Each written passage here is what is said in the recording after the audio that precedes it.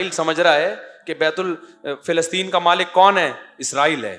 فرعون تو اس سے بڑے پاورفل تھا, وہ بھی آخری اینڈ تک یہی سمجھتا رہا کہ زمین کا مالک کون ہے؟ میں ہوں. راستے بن گئے, اس وقت بھی فرعون سمجھ رہا تھا مصر کا مالک کون ہے؟ میں ہوں. بنی اسرائیل بھی یہ سمجھ رہے تھے, حضرت موسیٰ بھی یہ سمجھ رہے تھے کہ فی الحال زمین کا مالک کون ہے؟ فرعون. چند سیکنڈوں کے اندر کام ہوا ہے. جب فرعون نے پانی میں اپنے گھوڑوں کو دوڑانا شروع کیا انہی راستوں میں جو بنی اسرائیل کے لیے بنے تھے, اور جب آخری آدمی جب تک داخل نہیں ہوا نا اس پانی میں, اس وقت تک بھی بنی اسرائیل یہ سمجھ رہے تھے کہ مصر کا مالک کون ہے؟ فرعون. ان کو کیا خبر تھی کہ یہ ڈوبے گا جہاں پہ. اللہ نے موسیٰ کو صرف یہ بتایا تھا کہ سمندر پہ لاٹھی مارو راستے بنا دوں گا. اب تک یہ وحی نہیں آئی تھی کہ اس کو تباہ بھی کروں گا, جو ظاہر اس آیت سے جو پتا چل رہا ہے. تو اس وقت تک سب یہ سمجھ رہے تھے.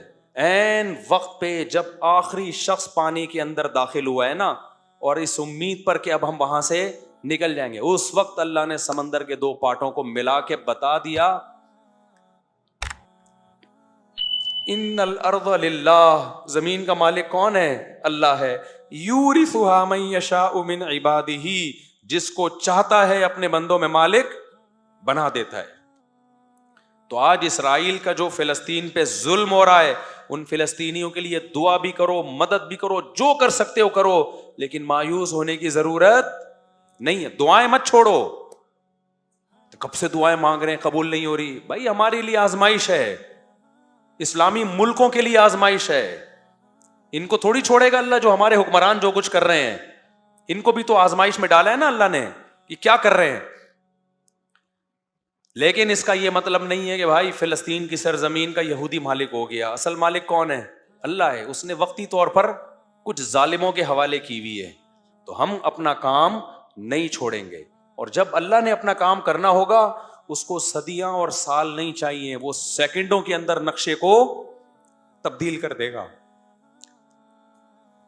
آج بہت بڑا مسئلہ پتہ ہے کیا ہے دینداروں میں؟ وہ دعا سے بہت غافل ہیں, اور بلکہ دعاؤں کا مذاق اڑانا شروع کر دیا ہے.